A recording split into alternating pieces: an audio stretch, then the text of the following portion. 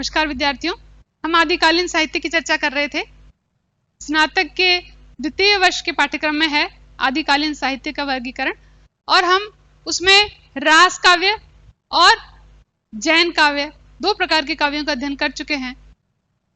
साथ में रासो काव्य का भी अध्ययन हम कर चुके हैं। अब हम अगला हमारा जो टॉपिक है इसी आदिकालीन साहित्य के वर्गीकरण के रूप में जो मैंने आपको बताए थे अलग अलग प्रकार, उनमें से एक प्रकार है सिद्ध साहित्य, जिसकी आज हम चर्चा करने जा रहे हैं। और इसका समय भी जैन साहित्य की तरह ही 8 से 13। अब सिद्ध साहित्य जो है बौद्ध धर्म से निकला था। कैसे निकला समझिए। बौद्ध धर्म जो है वो आगे जाकर के दो शाखाओं में विभक्त हो जाता है। दो शाखाएं कौन कौन सी इसकी? हीनयान और महायान। ध्यान से समझिएगा इसको। जब हम नाथों को पढ़ेंगे तब भी इसकी चर्चा आएगी। सिद्धों को पढ़ेंगे, दोनों ही बौद्ध धर्म से निकली हुई शाखाएं हैं। तो आपको थोड़ा सा ध्यान देना पड़ेगा कि इस साहित्य के अंदर, इसके कृतियों के अंदर बौद्ध धर्म से संबंधित मान्यताएं भी मिलती है। और आप और हम सभी जानते हैं कि बौद्ध धर्म आगे जाकर के विकृतियों को आत्मसात कर लेता है और इसी प्रकार उसका अवसान यानी पतन हो जाता है। तो ये जब दो भागों में बटा, हीनयान और महायान, तो हीनयान से एक शाखा और निकलती है आपकी मंत्रयान। और मंत्रयान से जो दो शाखाएं निकलती है, सहजयान, और ये सहजयान ही आगे जाकर के किसमें बदल जाता है? वज्रयान। तो हम जिन नाथों और सिद्धों का वर्णन पढ़ने वाले हैं, मैंने आपको यहाँ बौद्ध धर्म की चर्चा क्यों करी, वैसे ही हमारा बिंदु नहीं था चर्चा का, लेकिन ये समझाने के लिए कि सिद्ध किस प्रकार बौद्ध धर्म से जुड़े हैं। ये वज्रयानी जो शाखा है यही सिद्धों और नाथों के उद्भव का कारण है। तो समस्त सिद्ध साहित्य जो हम पढ़ेंगे और उसके अंदर जिन सिद्धों की सिद्ध कवियों की चर्चा करेंगे, उन सभी का उद्भव जो है वज्रयानी शाखा से कहला है। इसलिए उसको कहा जाता है कि बौद्ध धर्म के सहजयान और वज्रयान शाखा से संबंधित हिंदी साहित्य की कौन सी शाखा है।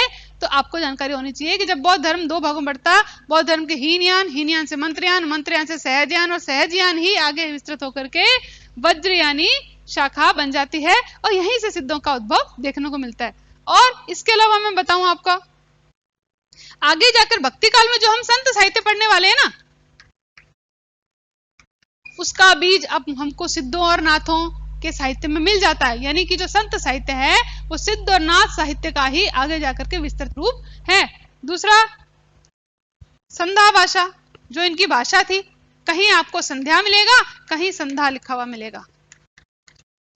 ये जो भाषा है यही आगे जाकर के नाथों की वाणी से परिपुष्ट हो जाती है और कबीर की वाणी के रूप में, सद्धुकड़ी रूप में प्रयुक्त की जाती है उनकी कृतियों के अंदर, उनके दोहों के अंदर। तीसरी बात, जो इनके चर्यापद मिलेंगे आपको, वो चर्यापद जो है वही आगे जाकर के विद्यापति तथा सूर के श्रृंगारिक वर्णन में आपको देखने को मिलता है। यानी कि आदि काल में, मैंने आपको पहले भी एक बार चर्चा की थी कि आदि काल में जितना भी साहित्य रचा गया है वह साहित्य आगे की समस्त साहित्य की जो शाखाएं हैं उनके बीज यहीं पर देखने को मिलते हैं। यानी आदिकालीन साहित्य सबसे ज्यादा महत्वपूर्ण है, वही आगे थोड़ा बहुत परिवर्तन होकर या विकसित होकर या विस्तृत होकर आगे जाकर के परिष्कृत होकर के भक्ति साहित्य में हमें और आधुनिक काल में भी हमें वही देखने को मिलता है। यानी कि हम कह सकते हैं कि सिद्ध वज्रयानी है ना, और वज्रयानी के आगे की मंजिल, यानी वज्रयानी के आगे की मंजिल हम सिद्धों को मानते हैं। सहज से वज्र, वज्र से सिद्ध, यानी वज्र से ही सिद्धों का उद्भव होता है। और इस वज्रयानी जो शाखा है इसकी ही आगे की मंजिल या अवस्था जो है वो सिद्धों के रूप में हमें देखने को मिलती है, जिनकी संख्या जो थी बहुत बार पूछी गई है, 84 है संख्या में। कितने हैं? 84। और प्रत्येक के नाम के आगे पा लगा हुआ है। नाम के अंत में आपको पा मिलेगा। सभी सिद्धों के सरयपा, कण्हपा, कुकरीपा, डोम्बीपा, शबरपा, इन सभी नाम के आगे पा शब्द है। इस पा का मतलब क्या है? ये पा एक आदर सूचक प्रत्यय है, समझ लीजिए आप। जैसे आज के समय में हम जी लगाते हैं नाम के पीछे, या नाम के पूर्व में हम श्री या श्रीमती लगाते हैं, उसी प्रकार उस समय नाम के पीछे पा लगाया जाता था, जो कि आदर का या प्रतिष्ठा का सूचक होता था। दूसरा, अटपटी पहेली जैसी गूढ़मयी जो इनकी भाषा थी, जिसको मैं संध्या या संध्या कह रही हूं, वो अटपटी सी थी, गूढ़मयी थी, और इसमें भावों की छाया अन्यत्र पड़ती थी, इसलिए इसे संध्या भाषा कहा जाता है। और कुछ आलोचक ऐसा भी मानते हैं कि हिंदी और अपभ्रंश दोनों की संधि काल की भाषा है, इसलिए भी इसे संधि से संध्या बना है, और इस प्रकार इसको संध्या भाषा कहा जाता है। अब इसकी विशेषताओं को देख लीजिए आप।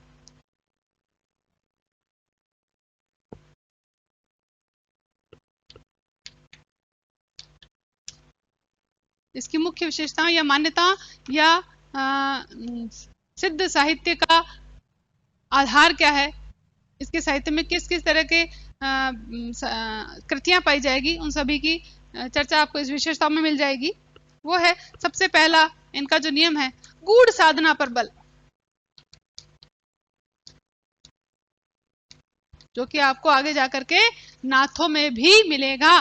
तांत्रिक क्रियाएं और गूढ़ साधना, इन दो पर इनका बल रहा। साथ में पंचमकार,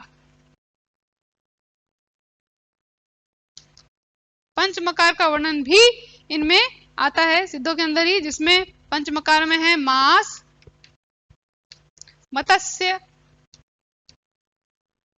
मदिरा, मुद्रा और मैथुन। बहुत बार इन पांचों के नाम पूछे गए, निम्न में से एक नहीं है, ऐसा करके पूछा गया है, तो आपको आना चाहिए कि पंचमकार का मतलब क्या। इन पंचमकार को अपनाने पर इन्होंने बल दिया।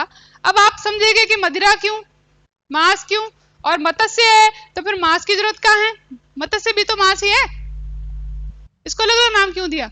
अब यहाँ पर जो शब्दों के अर्थ है, सीधे सीधे वे अर्थ नहीं है। यहाँ पे मैंने आपको बताया कि इनकी भाषा संध्या थी, यानी अपनी बात को गूढ़ रहस्यात्मक तरीके से प्रकट करते थे, यानी कि इनके शब्दों का हम बिल्कुल अक्षरशः अर्थ नहीं लगा सकते, अभिधार्थ यहाँ पर नहीं चलेगा।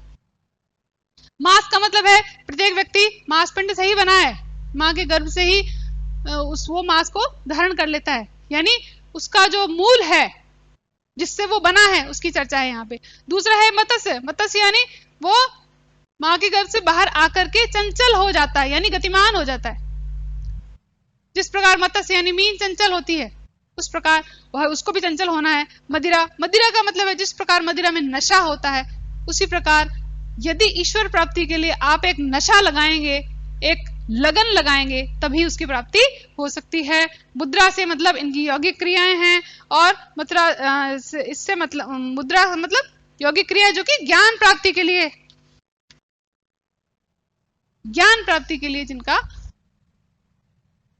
जिन साधनाओं को लगाया जाता है, जिस प्रकार की विद्याएं, जिस प्रकार के मुद्राओं को धारण किया जाता है, वो उसके इन मुद्राओं के अंतर्गत आती है। और मैथुन के अंतर्गत ये शिव और शक्ति की मिथुन व्रत यानी युगलबद्ध मूर्ति की पूजा कर रहे हैं। तो हम ये कह सकते हैं, क्योंकि यहाँ पर जो है बताया गया कि कोई भी व्यक्ति मैथुन यानी मथे बिना, विचारों के मंथन के बिना ज्ञान को प्राप्त नहीं कर सकता। तो मैथुन से मतलब है मथना या मंथन, यानी कि उसको अपने जीवन को वापस से देखना होगा, अपने विचारों का मंथन करना होगा, मंथन करने के बाद ज्ञान आधारित जो विचार होंगे उनको अपने जीवन में अपनाना होगा। इसके साथ नाथ और सिद्ध में जो भिन्नता है कि इन्होंने नारी को साधना के क्षेत्र में शामिल किया है, और नाथों ने नारी निंदा की है, उन्होंने साधना के क्षेत्र से नारी को बाहर कर दिया है। इनका जो है गुरु को तो दिया है महत्व,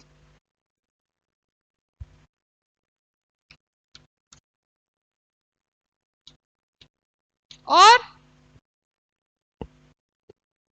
रूढ़ी, आडंबर, नीरस शास्त्र ज्ञान, इन सभी का साथ में विरोध करते चले आए। इनमें चमत्कार प्रदर्शन की भावना रहती थी, क्योंकि ये तंत्र विद्याओं को जानते थे, तांत्रिक क्रियाएं करते थे। तो सामान्य जनता जैसे चमत्कार को नमस्कार करती है, तो ये चमत्कार प्रदर्शन पर बल देते थे, अपने अनुयायी बनाने के लिए चमत्कार से प्रदर्शन करते थे अपना। अगला, सिद्धि प्राप्ति पर बल था इनका। ये कहते थे कि यदि साधना करनी है तो कुछ न कुछ आपको सिद्धि प्राप्त करनी होगी, और इन पंचमकारों का अनुसरण करके ही आपको सिद्धि प्राप्त हो सकती है। सिद्धि प्राप्ति पर बल, आचरण की शुद्धता पर बल, और मैंने आपको बताया कि शिव और शक्ति की युगलबद्धता पर की ही भक्ति ये किया करते थे, और उसी को स्वीकृति इन्होंने प्रदान की थी। ये इसकी प्रमुख विशेषताएं आ गई। अब कुछ आपको बता दूं, सिद्धों और नाथों में यह भी अंतर है कि जितने भी सिद्ध थे अधिकतर उस समय के समाज के उच्च वर्ग से संबंधित थे, और जितने भी नाथ थे उस समय के समाज का वो निम्न वर्ग था जो पद दलित और कुचला गया था, उनके ही रचनाकार होते हैं। इसलिए वो ब्राह्मण धर्म की या उच्च वर्ग के कुलीन धर्म की जो है आलोचना करते दिखाई देते हैं। इसमें हम मुख्य नाम पढ़ते हैं सहरपा, राहुल जी, इसे ही राहुल संकृत्यायन, इसे ही प्रथम कवि मानते हैं, जो कि इनका समय बहुत बार पूछा गया है प्रतियोगी परीक्षा में भी। 769 ईस्वी इनका समय है। इनकी 32 रचनाएं हैं, और मुख्य रचना है दोहा कोश। नेट की परीक्षा में भी ये सवाल दोहा कोश देकर के पूछा गया था, किस सिद्ध कवि की रचना है दोहा कोश। तो दोहा कोश और चर्यापद दो कृतियां तो बहुत बार पूछी गई है, तो आपको सहरपा और सबरपा ये दो नाम तो अच्छे से याद होने ही चाहिए। इसमें भी आडंबरों का विरोध, और इनमें उग्रता और तीखापन इनके काव्य में, जो कि आगे जाकर के हमें कबीर में देखने को मिलता है खंडन और मंडन की प्रवृत्ति के साथ, वही उग्रता और तीखापन आपको सहरपा में भी मिलेगा। उग्रता, आक्रामकता आदि। दूसरा नाम है जो इनके शिष्य थे, शबरपा। पूछा गया है शबरपा किसके शिष्य थे, शबरपा के गुरु का नाम बताइए, या सहरपा के बाद मुख्य किस सिद्ध कवि की चर्चा आती है, तो शबरपा, जो कि इनका समय 8वीं सदी यानी 780 ईस्वी मिलता है। इन्होंने सहज जीवन पर बल देते हुए चर्यापद नामक रचना लिखी। आपको बताऊं कि दोहा में और चर्या में कुछ अंतर था। वो क्या अंतर था कि दोहा तो परिनिष्ठित अब्रज में लिखे जाते थे, और ये चर्यापद जो थे वो अवहट्ठ में लिखे जाते थे। दूसरी बात, जो दोहे थे, हम कबीर में भी देखते हैं खंडन और मंडन की प्रवृत्ति, तो यहाँ भी दोहा कोश जो है, जिनमें जो जिस कृति में दोहे पाए गए हैं वहां पर खंडन और मंडन की प्रवृत्ति मिलती है, जबकि इसके अंदर रहस्यात्मकता या गूढ़ भावना आदि के दर्शन हमें होते हैं। और ये दोहरे अर्थ वाले, यानी जिसे हम दृष्टकूट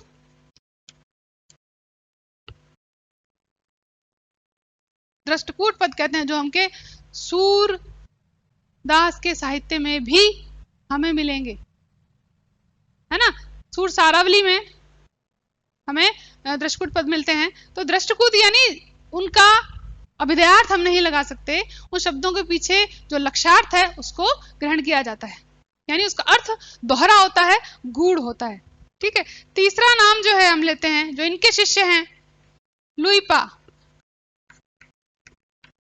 इन पर सवाल इस प्रकार बनता है कि 84 सिद्धों में सबसे ऊंचा स्थान किस सिद्ध कवि का है, तो हम लुइपा को याद करेंगे। देखिए, इनके तो नाम भी पूछे जाते हैं। सहरपा तो इतनी बार पूछ लिया है कि उसका मुलम्मा घिस गया है। मैं बता दूं आपको कि जग्गे जी कहते हैं कि बार बार किसी चीज को, जिन प्रतीकों का प्रयोग बार बार किया जाता है, जिसका बार बार नाम लिया जाता है, उसकी चमक खत्म हो जाती है। तो ये बहुत बार पूछे जा चुके हैं, तो अब आप आगे के भी याद करें तो अच्छा रहेगा। लुइपा और कर्णप्पा का नाम भी याद करें। तो शबरपा के शिष्य है लुइपा, और लुइपा के शिष्य हैं कर्णप्पा। तो इन दोनों की खास बात जो उनकी पूछी जाती है, एक तो इनकी कृति लुइपद गीतिका, और ये भी पूछा जाता है कि 84 सिद्धों में सर्वोच्च स्थान किस सिद्ध का है। अगले हैं हमारे चौथे नंबर पे कर्णप्पा। 9वीं सदी में आते हैं और पांडित्य में और कवित्व में इनका बेजोड़ स्थान है। तो पूछा जाता है कि सिद्धों में, कवियों में सर्वोच्च कौन थे? तो कणप्पा। और सिद्धों में सबसे ऊंचा स्थान किसका था? तो लुइपा। दोनों में थोड़ा सा अंतर है, ये पांडित्य और कवित्व के रूप में ऊपर हैं और वो अपने समस्त व्यक्तित्व के हिसाब से कणप्पा में सबसे ऊंचा स्थान जो है वो लुइपा का दिया गया है। इनके भी 74 ग्रंथ थे, जिनमें से मुख्य का नाम मैं आपको बता रही हूं।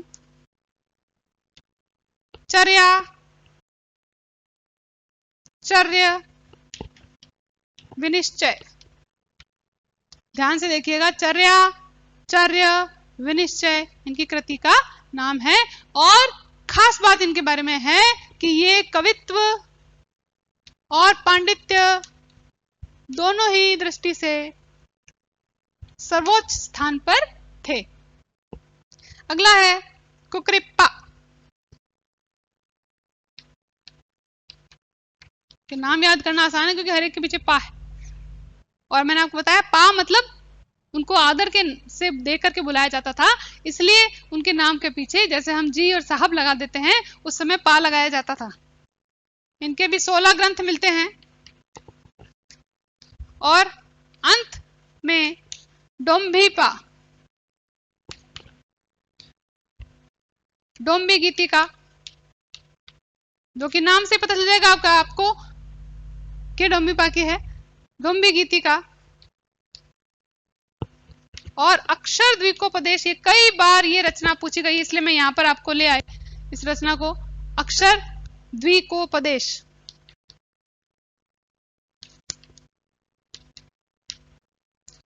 ये रचना कई बार नाम से ही पूछी गई है आरपीएससी परीक्षा में, तो हमको आनी चाहिए। मैंने आपको बताया कि जितने भी सिद्ध थे वो उस समय के उच्च वर्गों से संबंधित थे।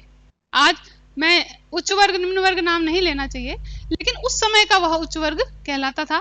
तो सहरपा जो है वो ब्राह्मण थे और